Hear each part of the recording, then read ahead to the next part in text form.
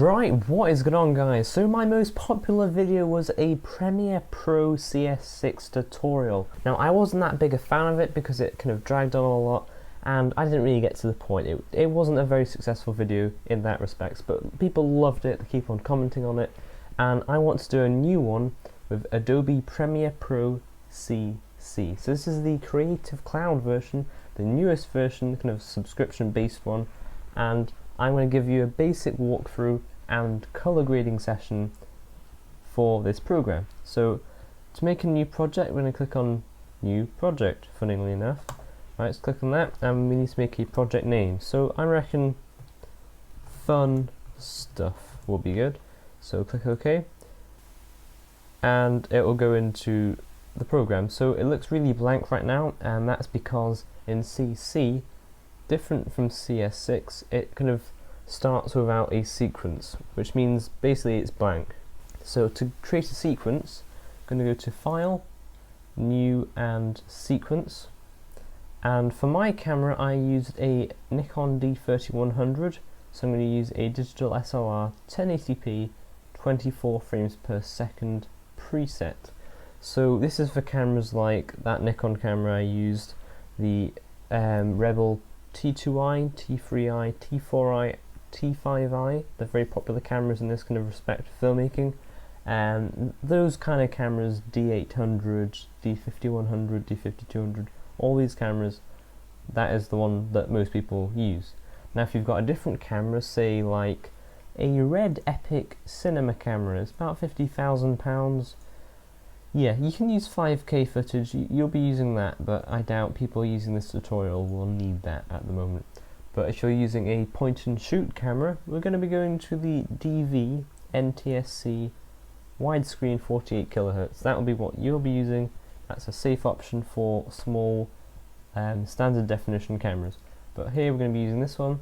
If you want to get more advanced, just check your settings and check the frame rate. This is the frame size or the pixels. So that's full HD, and that all looks lovely.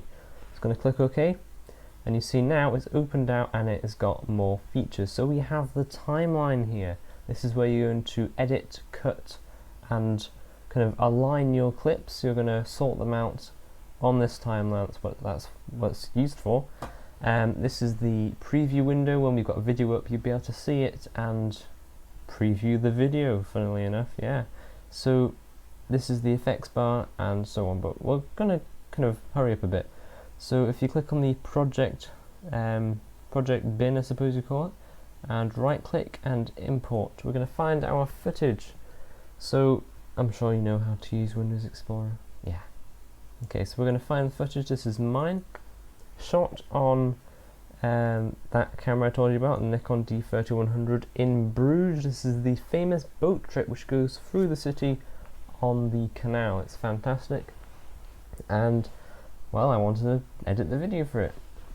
So what I just did there, without telling you, it's very naughty of me, using the plus and minus keys you can zoom in on the video. It doesn't change the clip duration, all it does is just zooms in. You can also use this tool here to do exactly the same thing. It's quite important just to be able to see it, it's not getting too small, you know. So this red line, this is going to be where you skip through your clips, like that. If it's really slow at this point, head over to here and make sure the resolution is at lowest. That helps your computer kind of process the video preview and not get bogged down. Now if it isn't playing at all smoothly, then that's about as good as it's going to get, so I'm sorry about that. Now then, I want to find the start and end point of my clip. So say if I want to start it here, just when the boat comes in, I'm going to either click from the start and drag that in, and that's cut it, or Control Z will go backwards, by the way, or I can hit C to get the eraser tool up and click where I want it to cut. It split it in half, you see, and we're just going to highlight the section we don't want and click delete on our keyboards. Now it's very important that you see there's a blank space here. You don't want that. You want to drag the clip back to the start again, and same if you want to edit the end of it. Say I want it to stop there, just drag it back again and that will cut it. So you can see what you've done there. That's lovely. Now, I shot this flat on my DSLR, which basically means I've made the footage deliberately dull and colourless so I can change it in post, which was what we're doing right now. This is just a general, it's good practice to do this, and I'm going to show you what I do. So if we go to Effects panel and Video Effects, now this is the thing, I use Magic Bullet Suite to sharpen, denoise and so on, as well as colour grading. So I'll be using Color Steiner 2, so just click and drag over onto the clip. But if you don't have that, because it does cost, you're going to have to use Color Correction, scroll down, and the Fast Color Corrector. But it's very, very similar, just it looks different, okay? So we haven't put that on, we've just used the Color Steiner one because that's what I prefer. Scroll down, you have a good look at that, that's what we'll be using. And again, really recommend this one, it is a really good program. I prefer it for the inbuilt color correctors, it's just nicer. Philip Bloom also uses it for his color correction, which is always a good sign. Good old Bloomy, eh? So we're going to use this to brighten the colours up and make it look realistic, because right now it's just really dull. So there's lots of different things you can do, but what I normally do and what is good practice is to do the general, taking the shadows, just click and drag, taking the shadows to the blue section. Now it may be a bit slow, but that's fine, you just have to live with that, I'm sorry. Taking that to the blue, okay, it may have got darker, don't worry about that at the moment. Using the mid-tones, taking that to the warmer tones, so you like yellow, orange, red, like so. And you can leave the highlights if you want to. I normally do, unless, say if you've got a white wall and you want to change the colour of the wall, that you'd be using the highlight tone for that. But for skies, you want to keep it a normal colour. That's just a general rule that I keep to. But we'll just leave it at that for the moment. Now also, you see, it still is dull, isn't it? It doesn't look normal. So we're going to take up the saturation just by clicking and dragging. Now I'm going to take all the way up to full, like that. There we go. But also it doesn't look very contrasty, it still looks flat.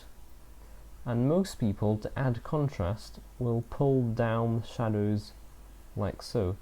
Now that's not the way to do it, because if you look, it actually crushes the detail, it crushes the shadows in fact, and you lose detail there, which is really bad, it's unprofessional. So what I do, and what the professionals do, is you take down the mid-tones, like so, just only a bit, like that.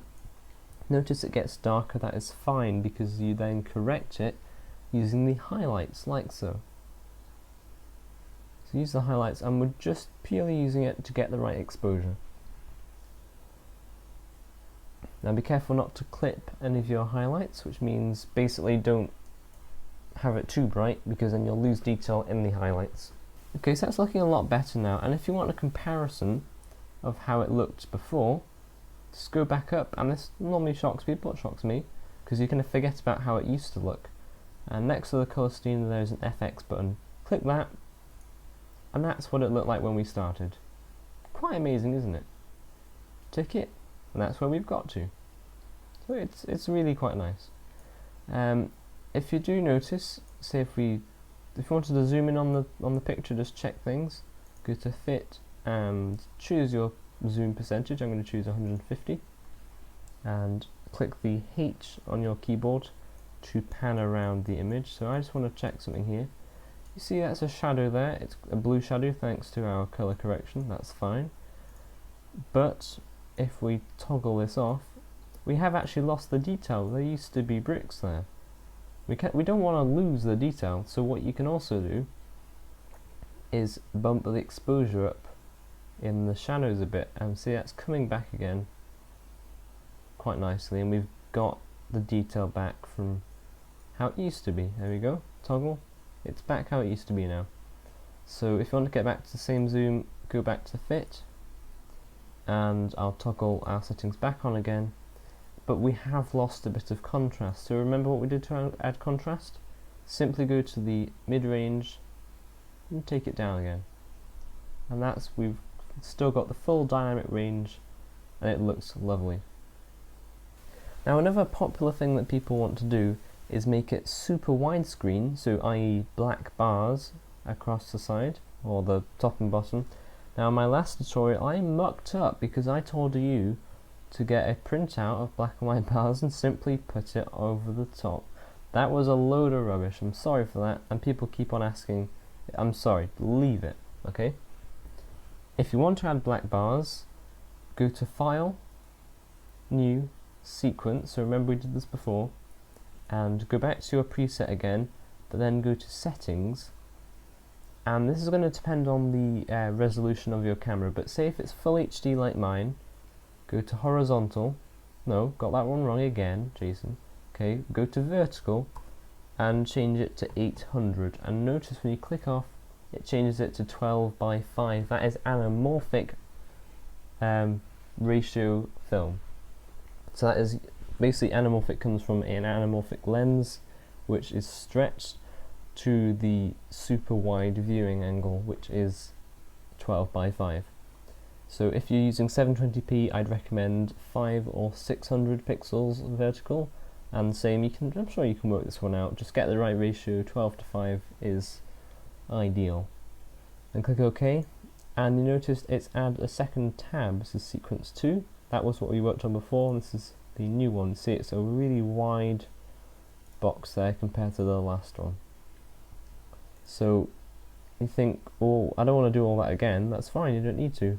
You just click, copy what you've just done here, go to sequence 2, and use Control V on your keyboard to then add it back in again. And you see it is now made that widescreen, which is lovely. And also, if you go to motion up here, expand that, you've got room to crop it a bit.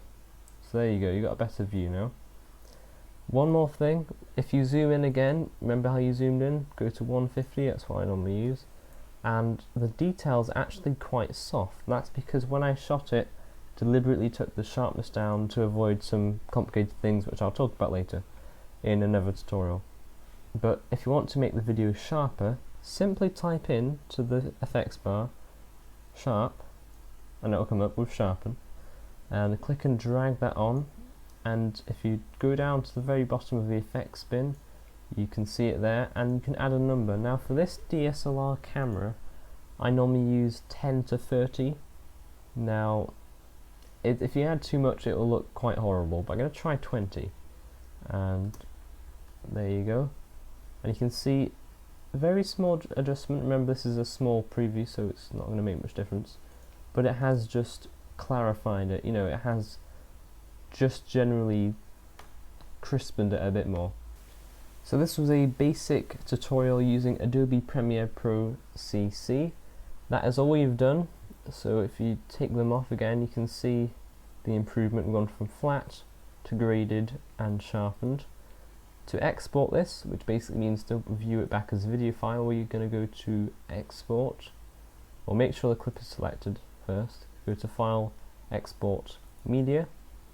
Now I'm going to take you through this as well because it is part of the tutorial. This is where we render it out as a viewable video clip. So format, simply go down and choose H.264. It is the standard nowadays and it is such a good system. And for some reason my editor has packed up. Why? There we go. Right, so it's come back now. Yeah, it can pack up sometimes. So use H.264. Like I was saying, it's the standard, and it's used for everything nowadays, and it's a very good encoder. Now you can see it's automatically used match source high bitrate. Just select that, and I'll take you through what it's done. It's basically automatically looked all the settings and matched it. So it's matched the pixels, which is our widescreen. It's matched the frame rate, and it's matched the aspect ratio of the pixels. Everything else as well. Now that's fine, you can leave that because it's done it correctly, but at this point, bitrate. Now this is how much compression is done to the video. So if you want a really high quality look, then you can say you can give it 20 megabits per second, and that will be really high quality compression. But it's a big file size for this clip, 15 megabyte for a 6-second clip. If you want to upload to YouTube, have still good quality but a small file size, then 5 megabits per second is my personal limit for full HD video. That is as low as I would go for full HD video, and it still looks good. Like I said, like, please, comment, subscribe, follow me on Facebook. I've got a page for that, I update regularly for that. And Twitter, I also tweet out things for the channel. And I will see you soon.